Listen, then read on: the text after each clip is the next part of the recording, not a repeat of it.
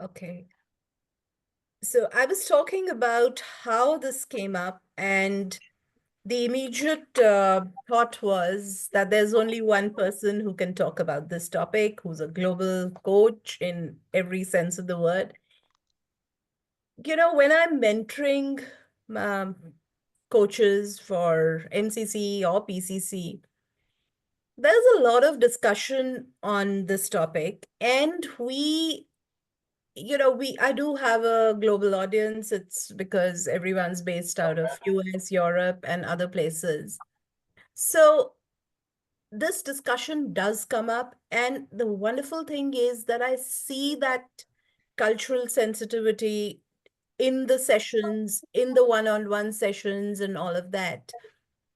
And I really wanted to get this topic and get this webinar and this discussion to ICF Delhi so that, outside of the folks I'm mentoring, we can talk about this. And yeah, so uh, one second, Debashri, can you Yes. mute the participants, please? Except Jean-Francois, of course.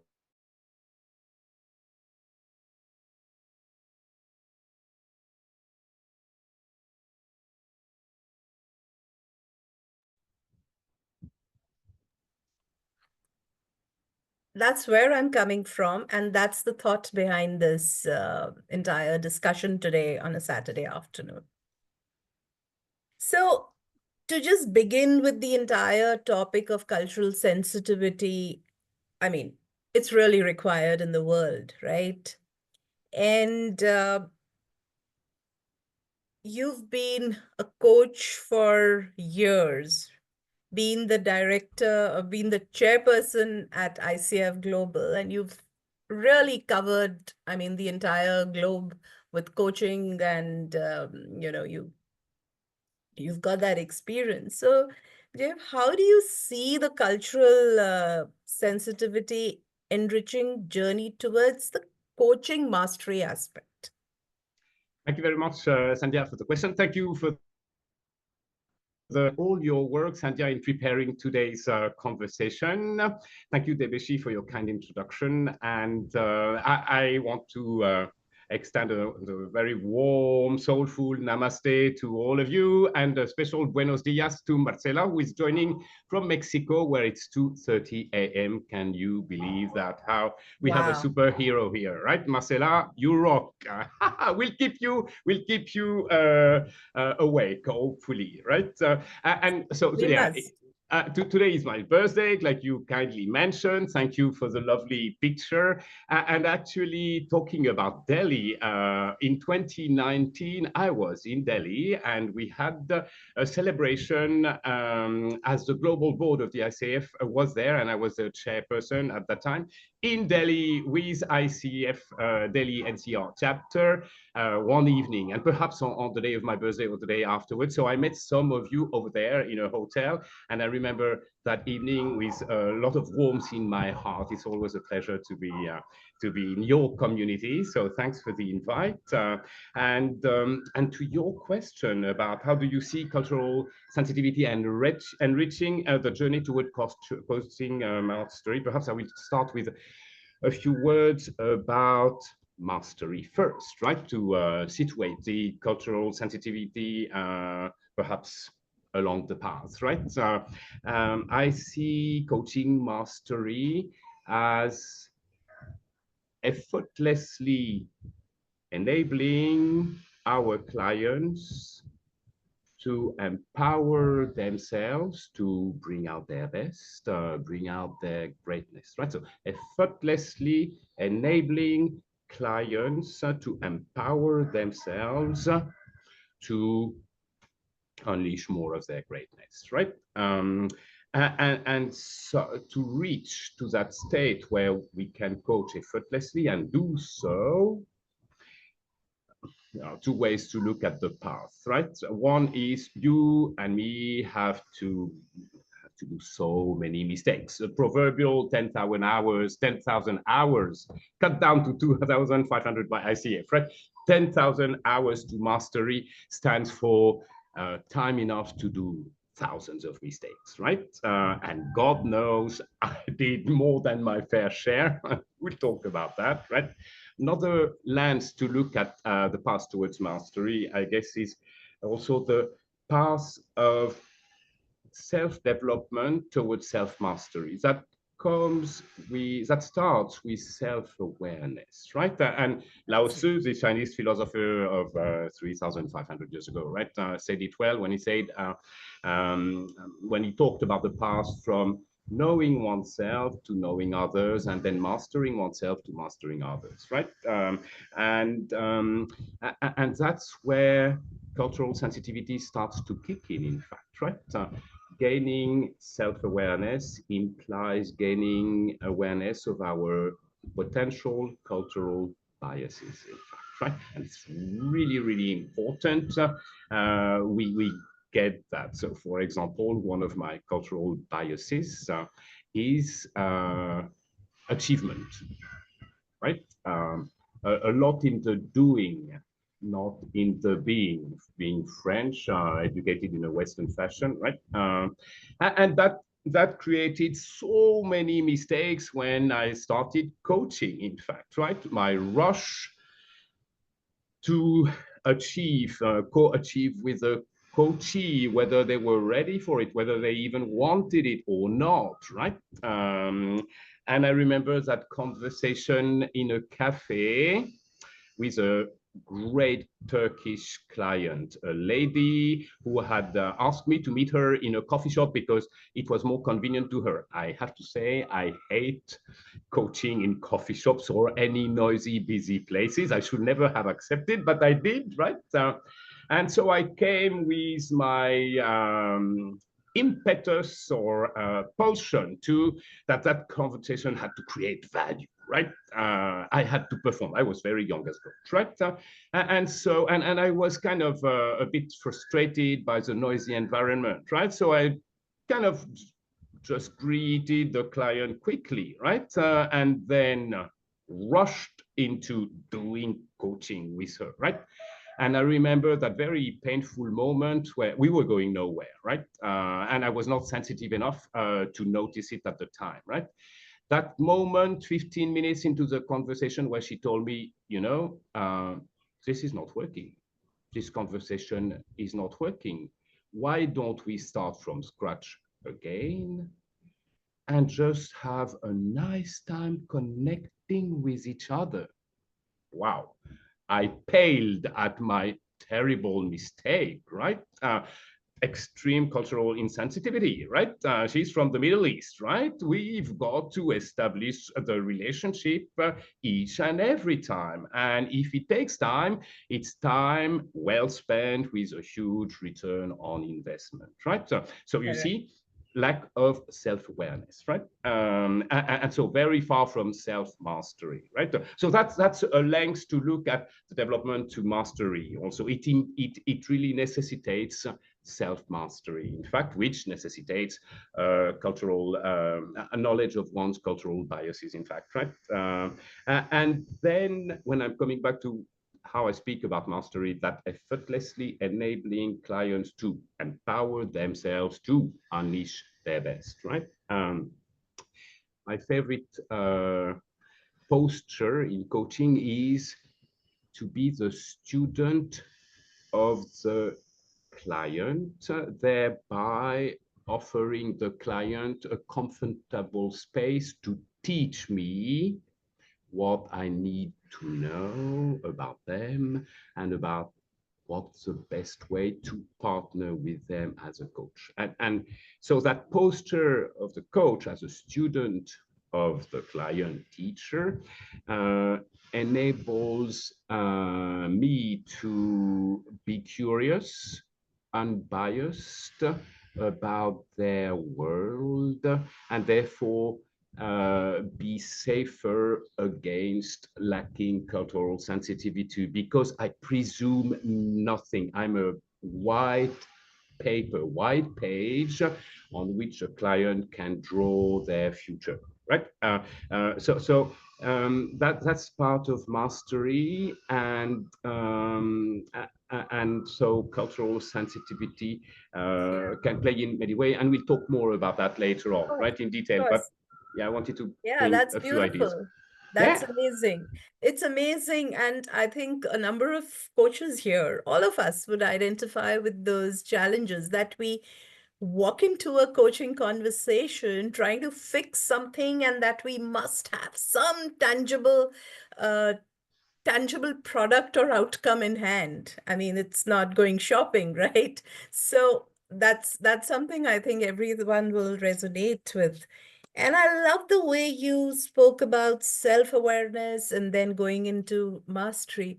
That is, it's not just self-development, it is, can I say, developing your emotional intelligence, right? yeah, Self-awareness leading to awareness about somebody else so that you can manage your relationship with them. yeah, Yes. absolutely, Yeah. Sandhya, yes. Yeah. That's the essence of most relationships, right? So, in your experience, Jeff, and I'm so happy that you shared this experience with the lady from the Middle East and cultural preferences, where they want to meet, how they want to connect is also so different. I mean, the West sometimes is more direct, right? And maybe you've noticed this in Thailand and the Far East also. There is the warming up is required. Yeah. Yeah, And it's time really well spent, right? So I'm ever absolutely. grateful for this absolutely great client of mine. We're still in contact. I love her to pieces, and she's great, and she taught me well. Right, right. So, in your experience, would there be any strategies that have worked for you in uncovering and respecting the cultural values? How do you do that? That 15 minutes, 10 minutes well spent. Any strategies for that? Yeah, yes, and maybe I'll share a slide that I just I used last year for Sure. wxcoaching.com, right? Because it kind of providing a visual of some of the things that perhaps can be helpful, right? And it's very important before a session with a client, be it a client from a different culture or from our own culture, to prepare ourselves energetically to be that catalyst of self-empowerment and transformation by the client. Right? I remember among the countless mistakes, coming in very energized with a Scandinavian client, and my energy overwhelmed my client, who was an introvert in addition, right? And that was very, very bad of me. Again, a total lack of cultural sensitivity, in fact, right? That client needed a calm energy, not too warm, right? An energy that's already tuned to reflection, right? So just adjust our energy at what we sense will be a good level to start the conversation with our client, right? And if I'm going to work with my Turkish friend again, right? My energy will not be calm, will not be cool or blue, right? It'll be a little bit more fiery, lots of warmth and love in it, right? So that would be a first strategy, right? Come in with the right energy, because the client gets our energy in the first half second they see us or hear us, right? Right. And that in fact affects them, and it's got to be to infect them in a way that's helping them, right? Also get into the dance, right? And then and then we've got as a second step to do that meet and greet. Can be long, right? But it's necessary because it makes the client coachable, and rarely are they coachable from the get-go. Often they come from outside, they are in another world than the world of a coaching session, right? So it's important not to rush that, right? And that's also that can be calibrated to the cultures of the client, right? Some cultures will be comfortable going quickly into intimacy, into vulnerability. Some cultures will need a little bit more time to go in vulnerability or intimacy. We've got to take whatever time it takes. We've got to take that time, right? It takes for clients to go into intimacy and into vulnerability, in fact, right? So what I'm saying here is, if I simplify it, go slow first to go faster later, in fact, and deeper, most importantly, right? Yeah, and then perhaps also, okay, we've got many cultural layers in us, not only the cultural layers from our culture in the formative years of our life, right, but also some others that we added over our life experience, right? But then underneath it all, there is a lot of other important things about clients, including their genetics, right? And their guts and their emotional nature, right? And for a coaching session to be effective, we need the whole of the client to work, not only their heads, right? We want their heart and their guts to connect to the work. You know, clinical research in the last decade or two have worked more and more on the heart and the guts as brains, right? With trillions of neurons, right? And with a huge storage of memories, way bigger storage than the head brain, right? And we want those three brains to partner in the conversation, right? And before we come to that moment in the coaching session where we ask a client what they'd like to choose as an objective for the session, right? It's important we have the three brains connected to the work, right? So easy ways to do that are to ask people what their hearts are telling you about the topic they think of bringing to the conversation, what their guts have to say about it, right? Or to make some remark about any emotion we may perceive in the body language of the client, or any energy shift we may sense in their body, right? But again, not too fast if the client belongs to a culture where it would be found as overwhelming to ask about their emotions like this, right? So connecting the whole of the clients, right? And then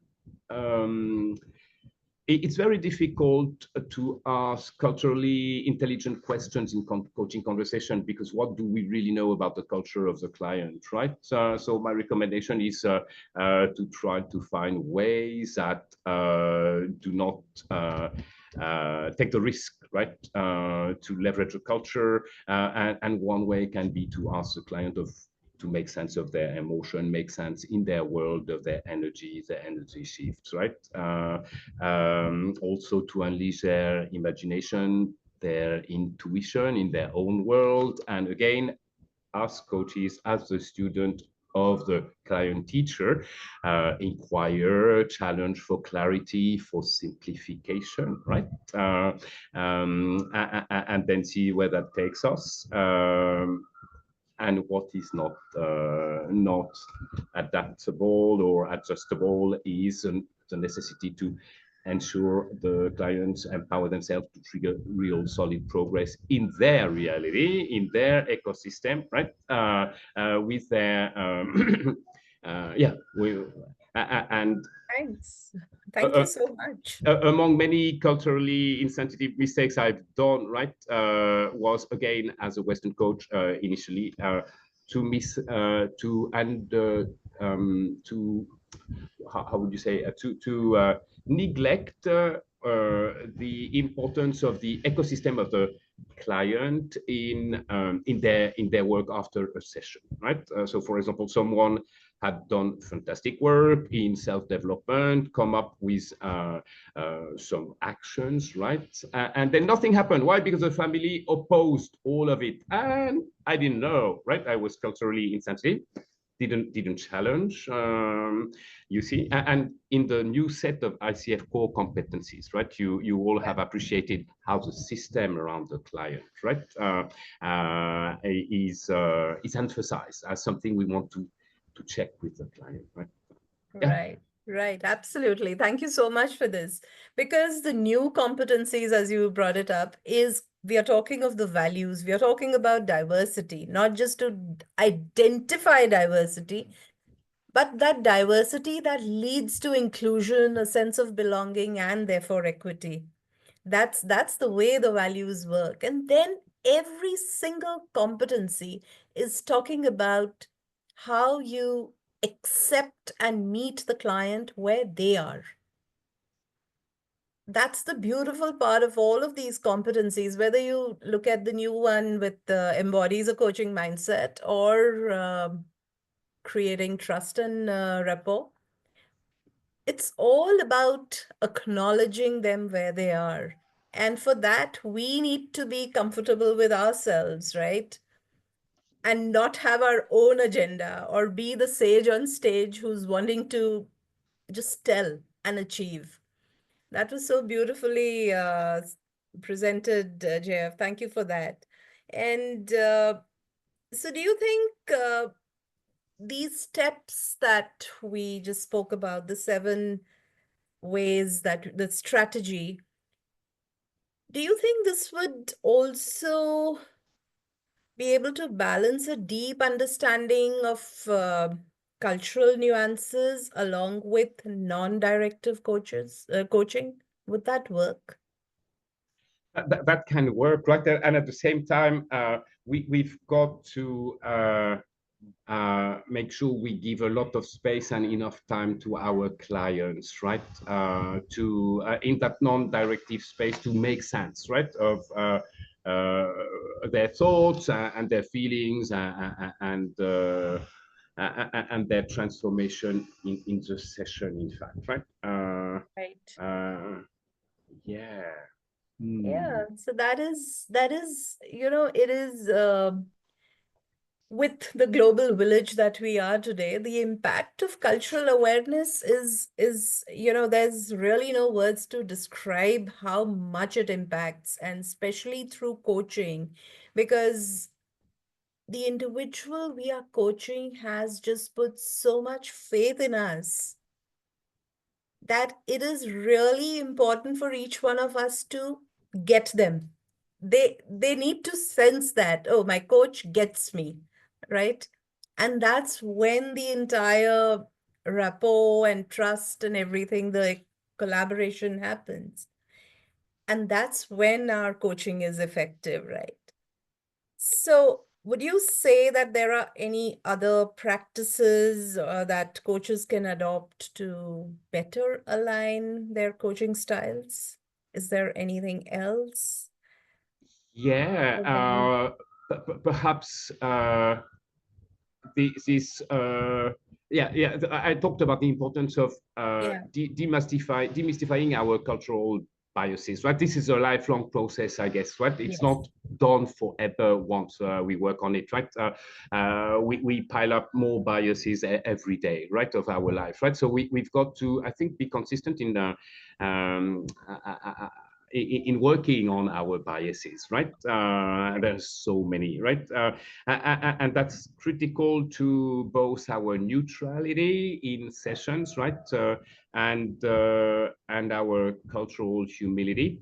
And there is also something I want to say which is like so many coaches, including me at times in the past, right, were kind of panicked of not understanding the client, right?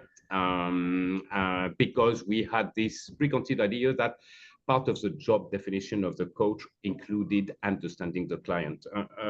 And that what I want to say is no, it doesn't, right? Plus, it would be delusional. There is no chance that one human being could understand another human being, right? Even a coach, not a chance in the world, not the client themselves cannot even understand themselves. That's why they come to coaching, part of it, right? They understand themselves just a wee bit more, right? So no panic. And if you need proof of the absolutely non-necessity to understand our clients to do a great session, I'll tell you a story that has, that is, I think, the most powerful light bulb in my coaching career, right? It beautiful. Thank you. Well, wait, maybe not. Okay. Maybe it's gonna be terrible, right? Well, thanks for the optimism, Sandhya. I love you, right? So now it happened in Cancun, Mexico, about 18 months ago, right? I was doing a masterclass, right? And I wanted to demonstrate coaching with the energy of the client. So it was a predominantly Latino American crowd in the ballroom, right? So I invited a volunteer speaking Spanish, which I don't understand. I just understand a few words like buenos dias, right? I understand and invited a volunteer for a session where the client would speak to me in Spanish and I would speak to the client in English, right? And so a lady from Argentina volunteered and she came on stage and then I coached her with having no clue what she was telling me, just coaching her on the emotions, the body language, and the energy that I could see and sense. And then it went well. She cried abundantly, a very good sign that some transformation was happening, some release, some liberation, right? So wonderful. So I was convinced the session went well, and then it was time for a debrief with her and the audience, right? So I motioned my coachee to stand up, which she did, and then I asked her the simple question in English. Thank you so much for being my coachee. Could you please share your experience of this session with us? And she looked at me with blank eyes. She was obviously not understanding my question. So that threw me off balance, right? Because she had responded very well to my previous questions in the coaching session. And my question was very simple, really, right? And then one of her friends in the first rows of the audience raised her hand and said, she doesn't speak English. She doesn't understand English. Oh, so we had done this whole session where I was not having a clue what she was talking about, right? And she had no understanding of the words I was using, and and I had no clue. So, okay, yeah, we had a coaching session. That's the only one I did like that, right? The words were useless, but the intention of the coach and the response of the coachee were enough to make that session transformative. This lady let me know later on how she loved the transformation that that session had made to her life, in fact, right? Okay, so I hope if any of you at times is feeling like I used to feel, like under pressure, I must understand the client, that it can relieve you of that pressure. You didn't know the story, Sandhya, right? I didn't tell that before, yeah?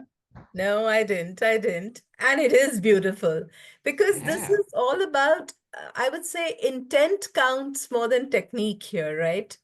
Yeah, Intent, absolutely. reading the energy, and all of these glitches, or can we say the goof ups we've had through our journeys. It's like, I think it's that journey from unconscious incompetence to unconscious competence, isn't it? That's right. And the Yeah. EQ, development of EQ on the way, learning from other people. It's certainly been a beautiful journey for me. Thank you for that story. Debashi, do we have any questions or anything from the audience? A Anyone who's lot of bringing in? reflections in the chat. No questions yet. Bharti is saying such a beautiful example, coaching beyond boundaries of language and also EI, emotional intelligence in practice. Manimala is saying unique and yet very interesting experience. And okay, there's a question from Suparna. She's saying, what do you want me to spotlight Suparna and spotlight people who have asked questions? Yeah, Sure, that let would me be do that. great. Just give me a sec.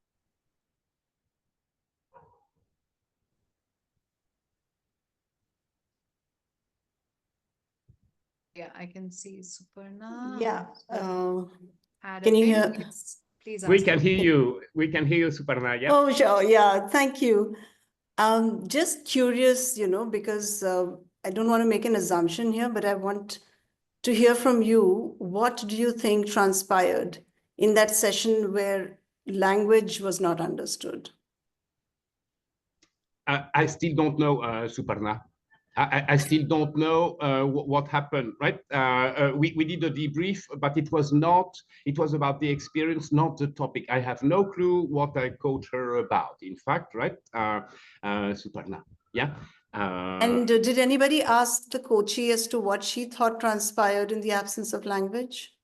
Oh, yeah. So what she said, she spoke to that, right? She said that in a way, her mind was not polluted by the words uttered by me, since she didn't understand them, right?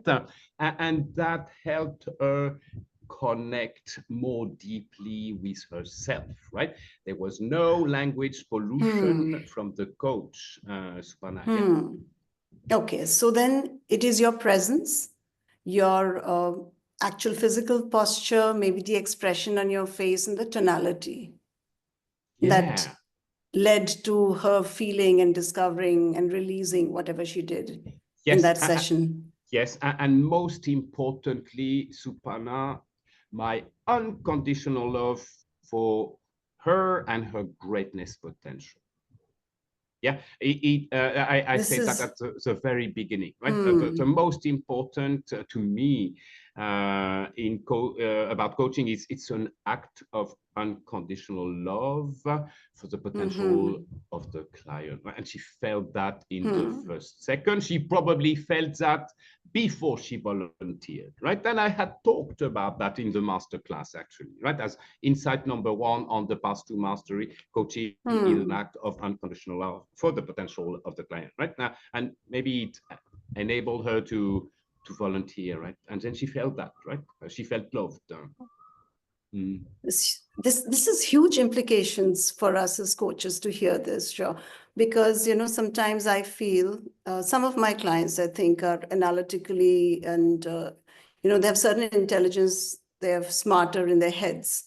But I think if a coach comes to the space with this hard work done, then are we covering like the major part of the work which needs to be done together with the client? And not, because see, technically it's brainstorming with the client or with the coachee in a creative and whatever way. So sometimes I feel that, there's so many very intelligent clients.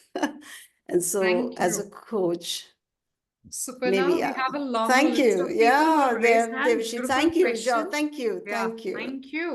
Thank you very much. Why don't you ask your question? Thank you so much for volunteering to ask the question.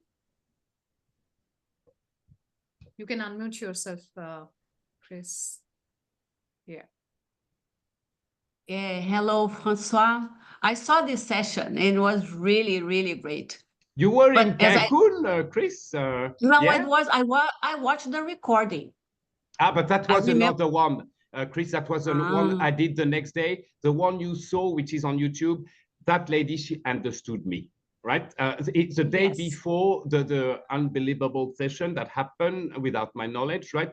That one was recorded partly by some people on their phone, not quality material for YouTube, right? So what you saw, Chris, is less impressive because the lady understood my question. The next day, yeah, it was another lady. Yeah. Yes, I could feel that she understood she was understanding your questions. Anyway, it was amazing. But my question for you is, when you're going to coach somebody from another culture, do you make any research about this culture to understand if they have the direct communication, they are more individualist? That's the question.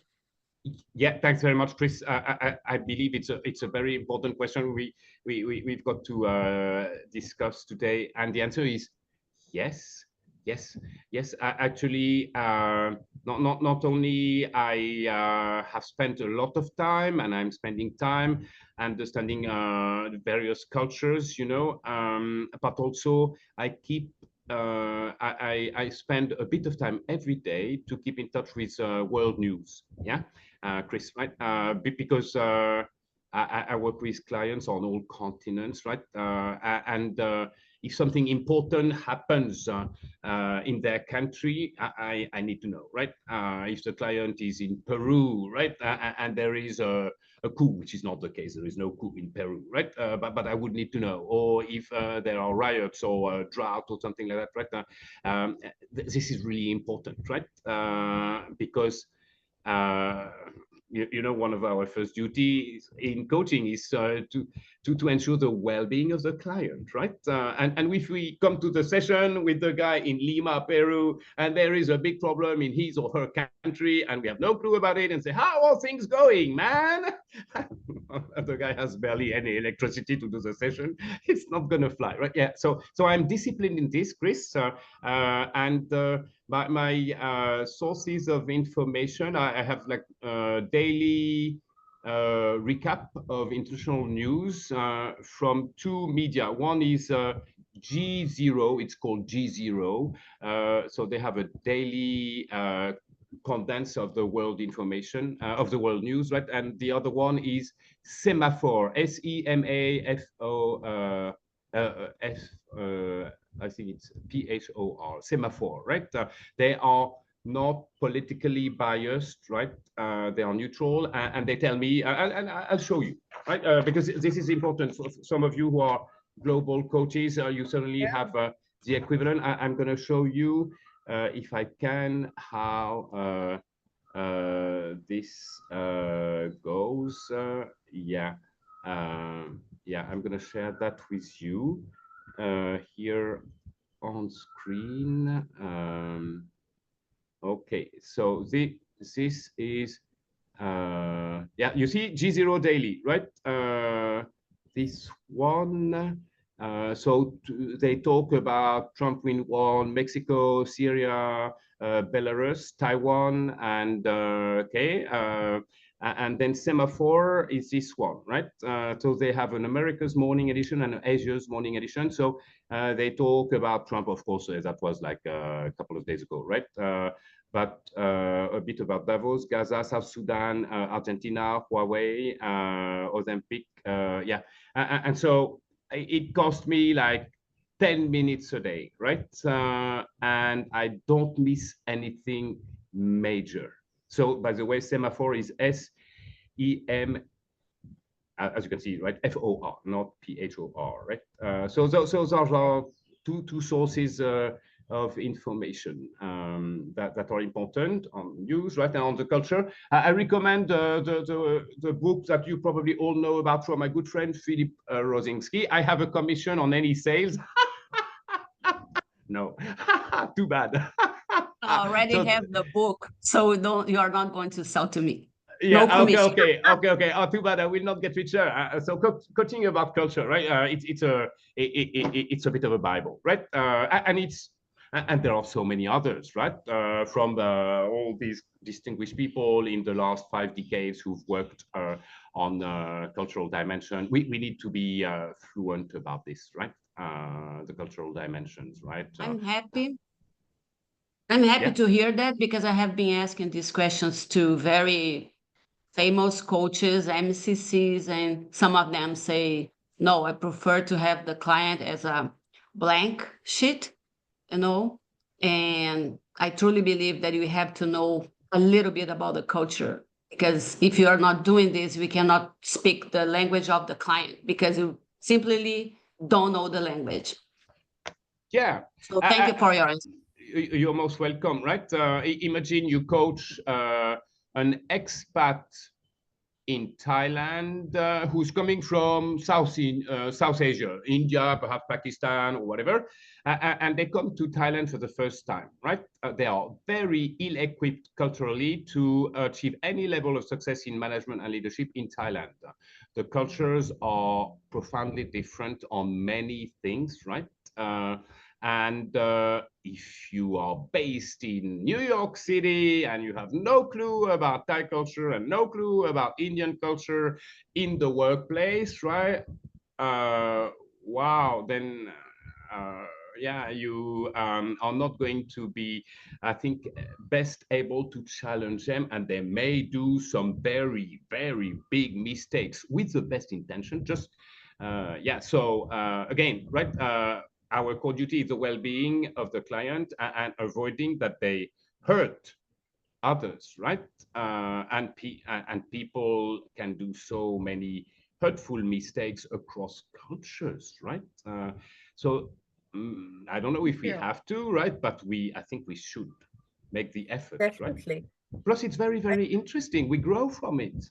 It helps us uncover some of our biases as we learn about different cultures, right? Got it. Thank you so much, Krish. That was you kind of, started a beautiful conversation, and everybody learned. And I think most of us had the same question as well. Thank you for, sharing with JF. And next we have Kavita. Kavita, why don't you unmute yourself and share your question? Sure, thanks, Devashi. So my question to you was about like how to enhance coaching presence across cultures, overcoming the various barriers. So. Okay, thanks a lot, Kavita. I love the question, right? And I have to say, you heard me already say it before, Yeah. Unconditional love first, right? I like to say that unconditional love is like the love of the little puppy, small dog, when the master comes back home, right? And the little dog is just like so energized with love. That is exactly how I show up to my clients, with a bit of control in it. Again, if I'm going to have a client who is an introvert from Northern Europe, for example, who likes it cool, right? Then I will temper about that love. It will be underneath, right? It will be simmering, but it will not be on full display, but it will be there, right? So clients need to feel that first for them to accept to be present to us. Right? Yeah. That's really important, right? And then being so to best be present to them, right? Kavita, it's helpful that we tell ourselves a couple of things, like there is no rush. I'm not gonna rush. I'm gonna be there. I know we have 3 contributive parties to a coaching conversation. It's the coachee, the coach, and silence. Silence is full of answers, as Rumi said, right? And silence helps the heavy work happen, right? So I'm not gonna rush, right? And I'm going to allow myself to to receive the energy of the client, right? To receive their emotions, right? If I feel like it may be useful to make an observation to the client about what I perceive of their emotions and their energy state or shifts, I have to ask permission to do so, because that may be a destructive intervention in a coaching conversation. So at least I should ask permission to the client to do that, right? It's like, I sense something when you say that. I wonder, would it be okay if I would share it? So then as I say always, yes, yes. So then you share it, and immediately you have to say, this is perhaps absolutely senseless. It may be totally wrong. What resonates, if anything, in it with you, right? So the client has full authority to say, wrong interpretation, that was bad. It's very rarely the case, but they need to have the possibility to kick that out because it was a pollution, right? It was a mistake on the part of the coach to disrupt the flow of the session with that impulse of making an observation, right? But most of the time, it's extremely helpful, right? And that is a benefit of being present, right? Make sense, Kavita? Yeah, absolutely. Thanks, John. Yeah. Thank you. Yeah. Thank you so much, Kavita. Next, we have Urvashi and Kirti with their questions. Urvashi, you can unmute. Thank you, Debashi. Am I audible? Yes, you're audible. Yes. Great. Urvashi. And I'll take this opportunity to wish you a very happy birthday and Thank you stay very healthy, much. stay blessed. Wishing a wonderful year ahead to you. I've Thank been you very like, much, I think coaching for me, your name itself is synonym to coaching for me. All these years I watched your videos, watched all the learnings, and it has been very inspiring. Now, since I've also seen those videos where you've been very successful with language barriers, I think there was a video in 2023 that you had posted with a lady, and it was pretty done well. I'm quite surprised when you say that at the end of this live coaching demo, there was no response. It must have been a very bad setback for you that where did you go wrong? So it brings me a question after, Chris also mentioned that many of the MCC and senior coaches said that they would like to go blank many a times without doing much of the cultural homework, background homework. So my question to you is, how much is too much? And when do you know it's crossing the line? Yeah, wow, that's a difficult question. Thanks.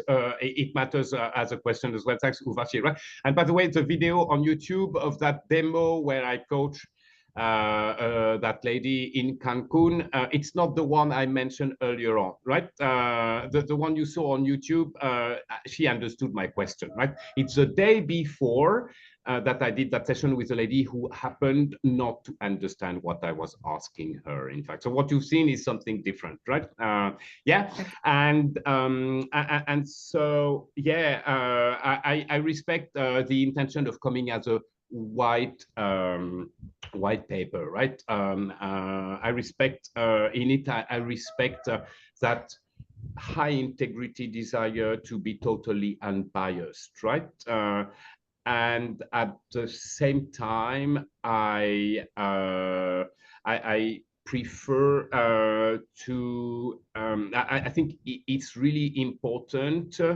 So no coach is a white piece of canvas, right? They have so many biases, right? They are triggered by so many things in a conversation, the emotions of the client and all that, right?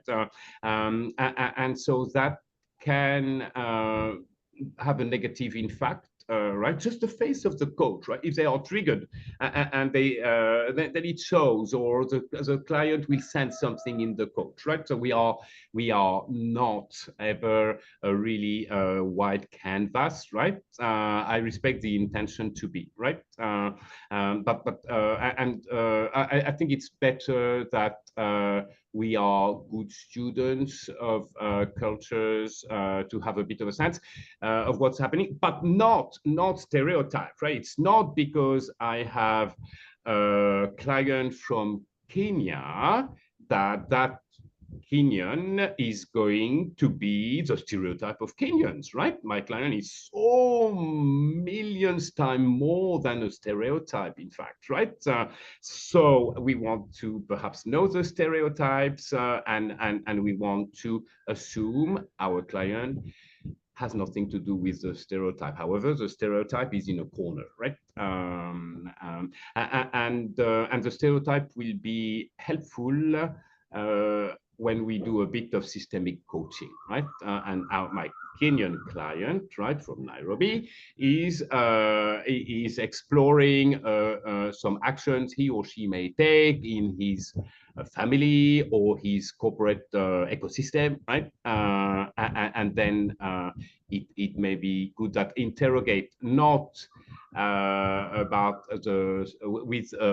not checking the stereotype, right? But just asking her or him, yeah. So tell me about the culture in the workplace, right? Tell me about the national part of the culture. Tell me about the corporate part of the culture. Tell me about the gender part of the culture. Tell me about whatever, right?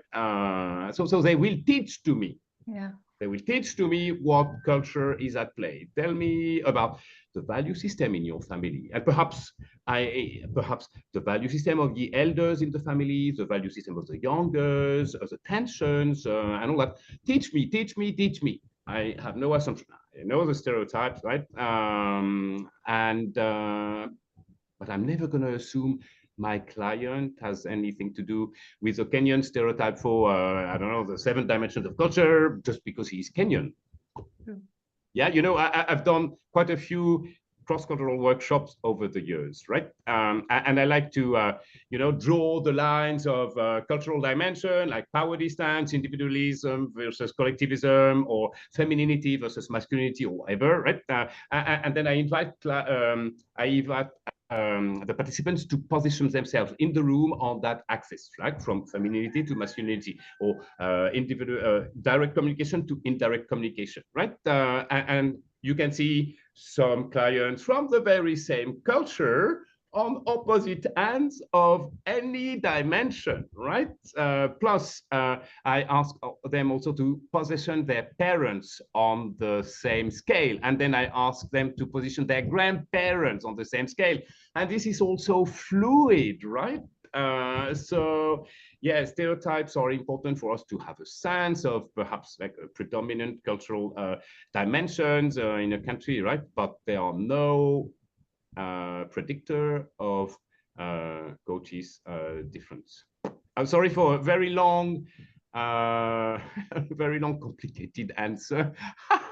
No, that's not complicated. Rather, it's very informative and insightful to look at the areas that probably we've been missing. Because, like you mentioned about the corporate ecosystem, we are very consciously, you know, whenever we enter into any contract or relationship with an organization, we are very well aware of to understand the nitty-gritties, the value system and everything.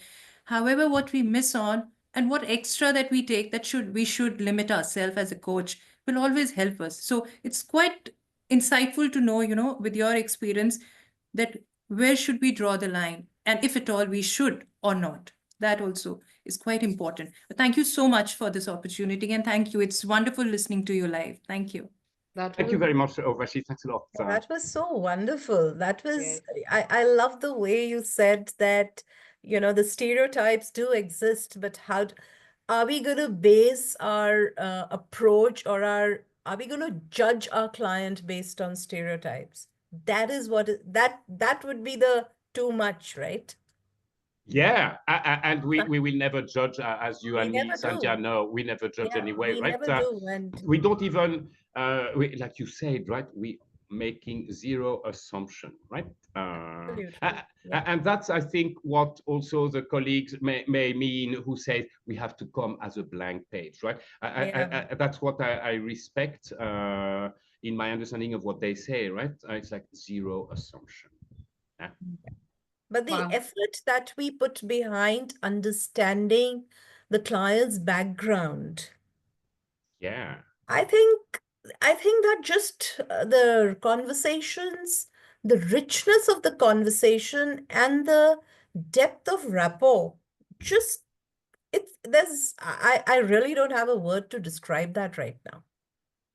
It's so deep. It's so It's a wonderful, and it's unconditional love, as you said, based on the deepest form of listening. Yeah, thanks. And you know, Sandhya, so another benefit of learning about cultural preferences, right? Is that it helps us become non-judgmental, right? Because every culture works where it's used, right? The moment a culture is more dysfunctional than functional, it evolves, right? So say, for me, as a guy from France, coming from a relatively low power distance culture, right? It means the boss is not much more than me. I can challenge the boss. I can say I disagree. I can criticize his ideas or her ideas, right? And then to me, in my young years, right, that was the best thing in the world. It was also the only one I knew. And then I come to Thailand, right? And then I'm curious, high power distance, how could that work, right? I need to know why it works, because it works very well. Thank you very much. There is no problem. Everybody is satisfied with it. Everybody benefits from it. It's not perfect, but it works very well. So nobody can say low power or high power distance is good or bad. It's ridiculous. When it's employed predominantly in a country, the benefits are good enough for the majority of the people to be satisfied with it. Nobody can make any judgment on that. Absolutely. It is what it is. It is what it is. We need to understand why it works for that particular ecosystem, right? Yeah. That is necessary for a coach, right? If you're going to coach someone who is comfortable in a culture that's very different from our own, well, you need to understand why that culture works, right? So then you come in and you have no assumption, right? Yeah, absolutely. We have Kriti and Urvi waiting for us. Urvish has also already asked the question, and thank you for the question. I think the conversation has gotten to a very unique space from where we started and where we are now. So, Kirti, what is that you have to add to this conversation? Please unmute and share. And thank you so much. Hi, everyone. I'm not from a coaching background per se, but I am a seasoned learning and development professional. But I'm very enthusiastic, to get into the coaching arena and gain the ropes, how to climb up this ladder of coaching. But in my experience over the decade of working into corporates is, so far we have discussed that how as a coach we need to prepare ourselves to face the challenges which can come due to cultural differences when we are speaking to our coach who is in a different setup altogether from ours. Let's say as a coach, I am fully prepared to, coach with my the coachee on the other side is having this unconscious bias in his or her mind that I don't want to, get coaching from this particular person because he's not from my culture or my country. Let's say hypothetically, I'm working in a corporate and that corporate office is based out in Paris. And I know how to speak French. I'm trained, but the coachee is not very much receptive of me. How will you suggest to handle such a situation? Because that's my job. I have to do it. I cannot go and say that coachee is not ready to take coaching from me. That's a black spot on me. But to what extent can this be sorted out or not sorted out? If you can throw some light on it. Absolutely. Thank you, Kirti. I'm glad you bring up this question, right? It's totally part of the conversation today, and it's very real, right? Not many coaches will have a bias about their coach, either favorable or unfavorable, right? Maybe the coach is too young. Maybe the coach is too old. Maybe the coach is from a culture where he has no chance to understand me, right? Where maybe the coach is not what I want anyway. I want a guru, I want a mentor, I want a consultant, right? But that will not necessarily be saved, right? Okay, so yeah, it's really important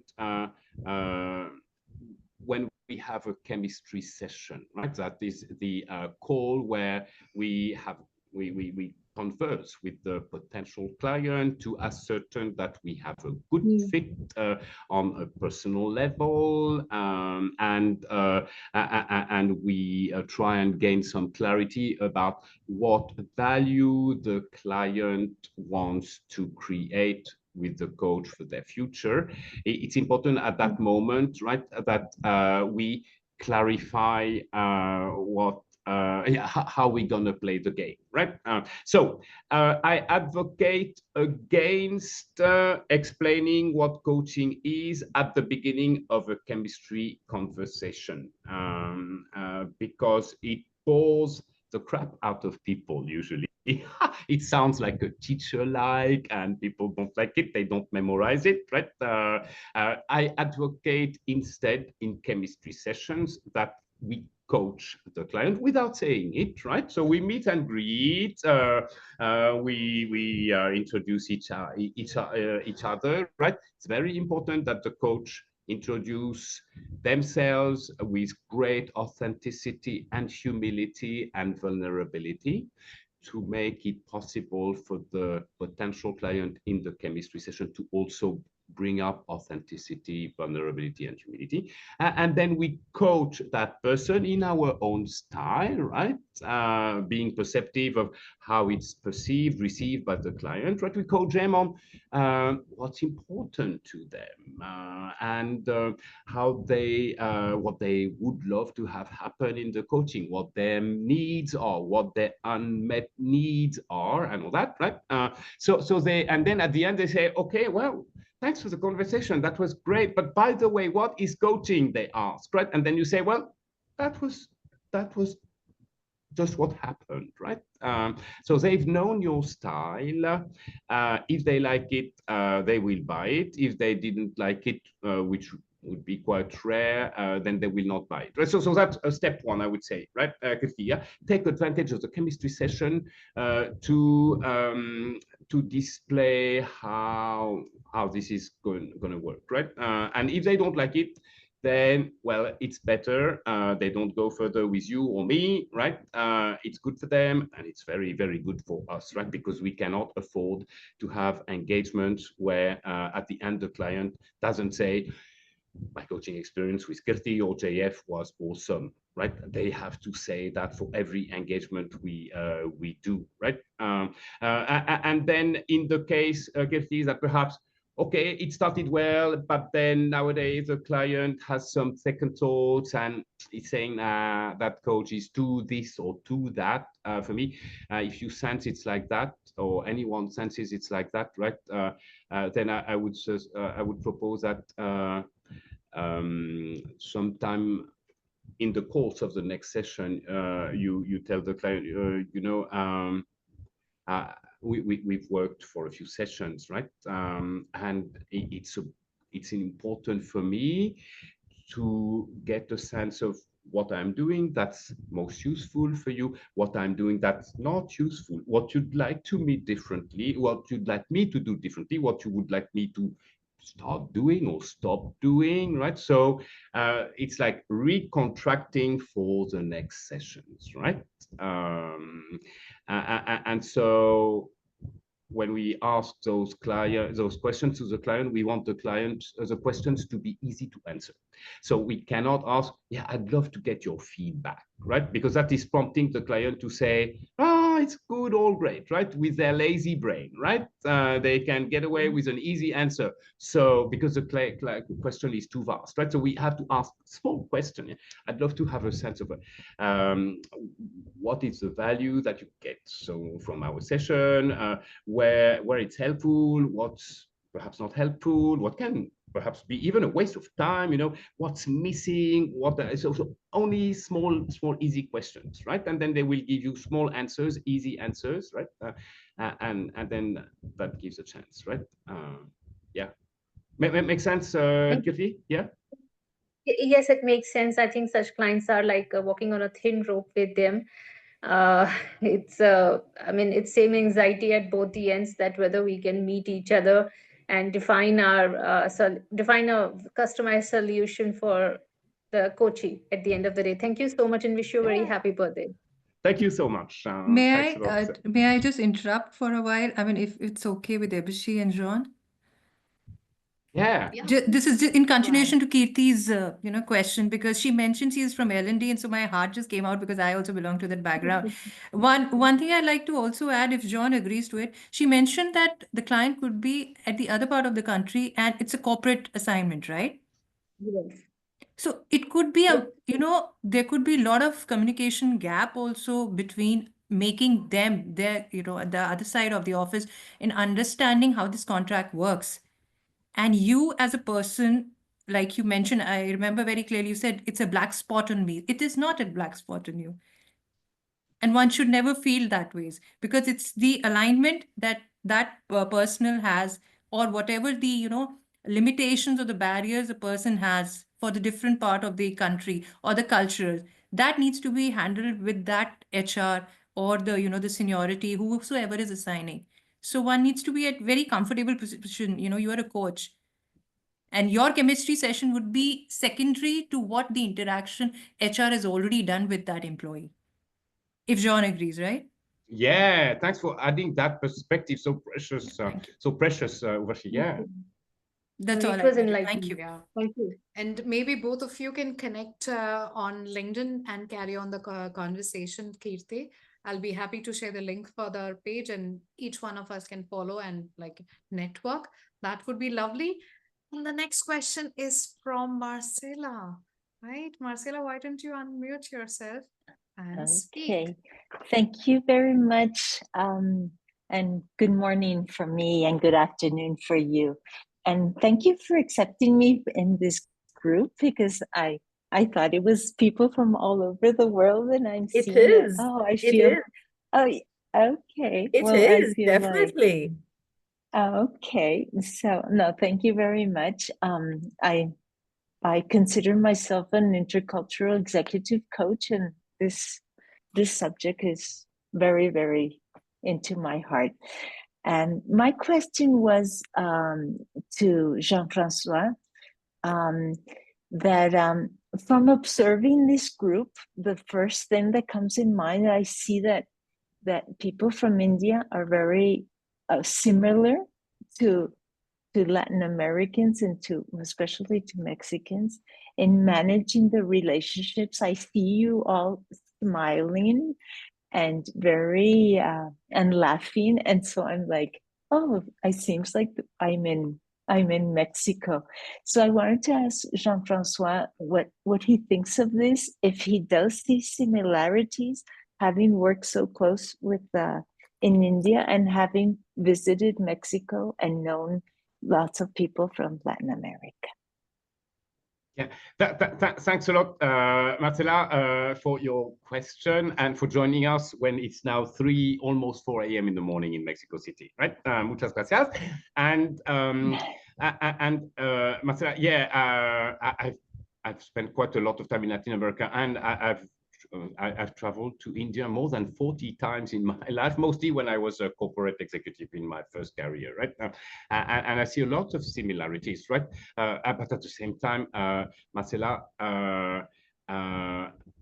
it's all superficial because then you go in Mexico, right? Between Chiapas and the northern Mexico, Baja, whatever, the cultural differences are significant. And you go to Kolkata, or you go to Mumbai, or you go to Chennai in India, or you go to Uttar Pradesh, right?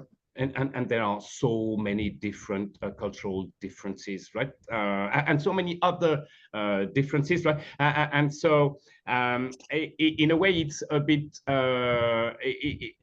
it's like, yeah, it's comforting in a way that there are some things that resonate in both cultures, right? And that's pleasant, right? At the same time, the beauty is in what is different, right? So Marcella, if you have a chance to visit incredible India, right? Or to our friends from India, you have the chance to go to amazing Mexico, right? Both countries have many countries in one piece of land, right? It's beautiful. That's true. Then be excited about all the understated differences, right? That's where the learning is, right? In a way, it's a metaphor for, or an analogy for coaching people, right? Whichever nationality they come from, they are unique. And what makes me so happy to be in coaching for so many years is we have this privilege, right? To be invited into the unique world of a unique person, and we can grow from it, we can learn from them, we can love a lot in them, right? It makes us better in some way, and everybody wins because the client as well, right? Yeah, so thanks a lot, and I'm glad thank you kept, very much. You stay awake, right, Mai? No, and as you said, I even woke up before waiting for 2:30. It was like, well, when it started, I was like, oh, falling asleep. But then when you started, no, I'm very awake. I hope I can go back to sleep. Yeah, later. I hope so. But it doesn't sound like that, right? Your voice is totally awake. Yeah. Wow. Yes. Great energy. Thank you very much. Thank you, Muchas Debeshi. gracias. Thank you, everyone. Thank you, Gracias. Thank you, Marcella. Marcella. Yeah. Thank you. We have a beautiful acronym. Sorry. We have Sorry. a beautiful acronym, coined by Kavita. She's saying, I just came up with an acronym from the golden nuggets shared by JF. It is ULZAR, Alzar, unconditional love, zero assumption, and zero rush. Huh. Wow. Fantastic. Yeah. So Debashi, I think Dr. Urvi has been waiting for a bit. And thank you, Dr. And Urvi. we have her. Dr. Urvi, do you want to unmute yourself and share your question? Yes, indeed. Am I audible? Yeah, yes. very well. Hello. Yeah, my question, well, thank you, first of all, for such a powerfully insightful session. There's so much that we have to take away. My question is, you have been elaborating a lot on unconditional love. And of course, what also struck me is you said that silence is the third partner in coaching. So based on that, it just reminds me of Albert Schweitzer, and said that the silence of the wood reminds me of the connection that I felt with all the fellow humans. So I think my concern, however, I mean, of course, not wanting to underestimate the power of silence, it's given that silence actually speaks magnitudes. But how do we handle situations where silence interpreted within a cultural context? Yeah, thanks very much, Dr. Urvi. Right, what amount of silence is helpful? What amount of silence is hurtful, perhaps, right? Or at least uncomfortable and somewhat stifling, right? And that's where sensing the energy of the client is important, right? As we have a silence in the conversation, right? So if we have no visual, it's difficult, right? If we have a visual, we can see is the client working during that silence, right? And the moment they seem to stop working in their mind, right, for like more than 3 seconds, then perhaps if we have a visual, right, we do something like this, right? So not opening our mouth in case there is more coming, right? But giving a sense that our eyes are asking the question like, okay, is there something coming up, right? Or do you want to share something? But no more, no words, right? Just like this, right? So that will avoid that the silent becomes a dead space, right? And then it's very difficult to get back into to get the train back in the momentum, right? Yeah, and again, yeah, we've got introverts, we've got extroverts. We are ourselves as an introvert or extrovert, right? So our comfort with silence is different, right? The client's comfort is different as well, right? We want to really sense closely, right? As long as the client is working, it's good. We let it fly. Yeah. Thanks, Dr. Udry. Yeah. Thank you. Sure. Thank you so much for that.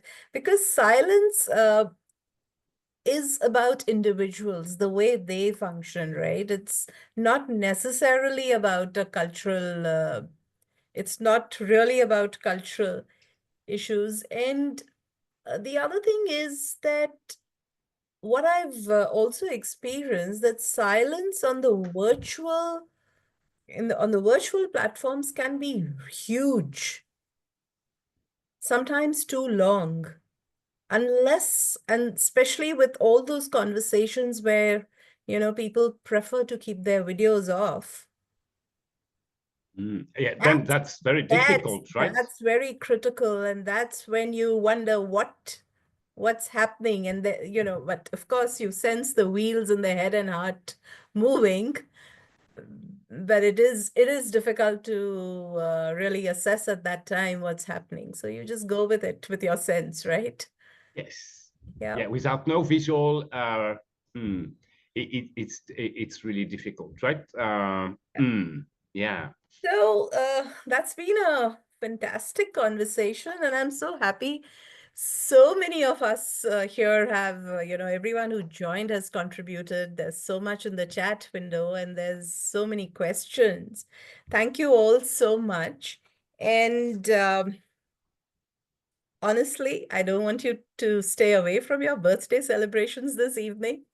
So one last question or a little bit of a discussion here.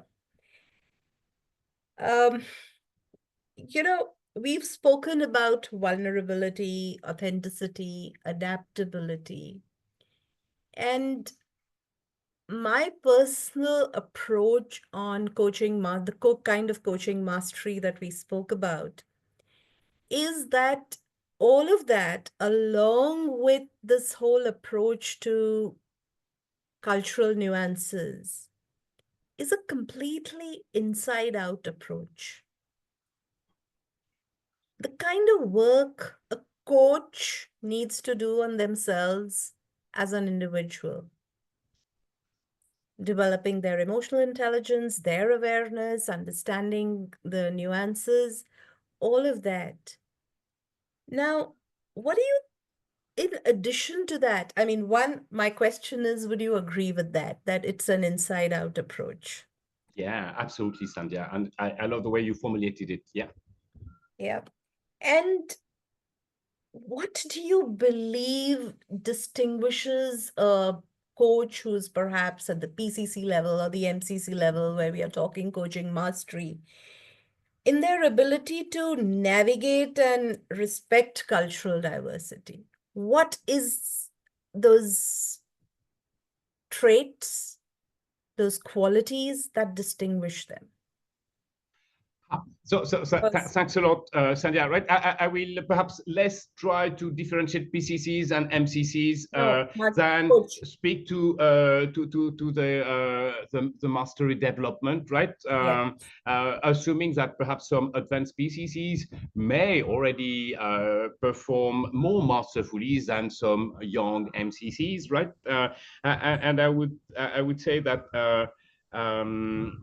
yeah, I spoke at the beginning of mastery as effortlessly enabling clients to empower themselves to unleash their best, right? And I spoke also about the importance of cultural humility on the part of the coach, right? Of absolute neutrality, and also being a good student of cultures and a lover of the differences of cultures and respectful of any culture because it works in the context, right? Otherwise, it's kicked out, right? And I'd like to add that the more we grow mastery, the more humble and vulnerable and authentic we are, which of course allows clients to reciprocate and be authentic, humble, and vulnerable. And then that all brings so much more into the coaching conversation. And also, the more we develop, we grow as a coach, the more we trust the process, we trust the client's potential, right? We finally really agree with ICF that the client is resourceful and creative and whole, right? And it's the evolution of our being, right? That at some stage have us wake up one good day and say, ICF is right. The client is, if I am the great coach, right? Then the client is creative, resourceful, and whole, right? From whichever culture, whichever biases they have, and I'm not a detective, I'm not an investigator, right? I'm not going. I'm a student, right? They are the teacher, right? They are equipped to teach me what I need to know and how I need to be the coach that will enable them to empower themselves. Yeah. That's mastery, right? Mindset, yeah. Beautiful take. And that is, I think that just summarizes the entire discussion, right? So and to do all of this, we are listening at a very, very deep level. And, if we talk of competencies, then we are so present. It's like a life state. And inside out approach. So well said, I think. Yeah. Thank you so much. And Debashish, if there are any questions or anything, we can take those. We have a couple of minutes. I don't see any question, but everybody is in awe of what they have experienced today. So whoever joined the session are left with beautiful insights. So who's walked in and who's walking out are not the same person. I can tell about myself, and from the comments that we have, yeah, it's the same. So everybody is thanking, and I'll collect all the comments and will share with you, JF. So it was a masterclass. Definitely. Yes, and so many things that opened up. We are left in a space to think more about this topic. And thank you so much, Sandhya and JF, for making us think this way.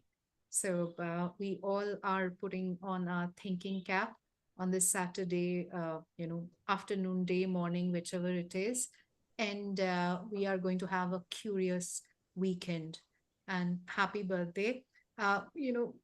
Typically we give a gift to the birthday, the person who's celebrating the birthday. But I think today you have left us, given each one of us this beautiful gift. So what can I say? Thank you. And we will celebrate in our own way your birthday by thinking about this beautiful session. Thank you. Thank you very much. And thank you, Sandhya. Thank you, Sandhya, for all the preparation. And Debashish. And everyone, have a great day. Jean, when is your book coming on cross-cultural? You've been an expert. You've been like the pioneer of this subject. You've done it when nobody did it. And that's the wonderful part, Urvashi. He keeps saying he's not the expert, and he's done some genuine work day after day in this area. I've said it earlier, I've grown watching your videos, your learnings, and it's been immensely grateful, grateful to you for whatever you've put for all of us, out there to learn. And it's absolutely, we feel a connection. That's what I said, when is your book coming? You don't need to do you'll get a good commission on that. You have a large audience. Thanks for the good cheer. Thank you, everyone. Be well and continue. Love your coaching. Right now, we're making the world better whenever we can, wherever we can. Yeah. Thanks a lot, Sandhya, again for the invitation, and Deveshi for the facilitation. Thanks. You. Bye. Thank you so Thank you much. so much. Thank you so much. Have a good one. Bye-bye. Thanks. Bye-bye. Bye.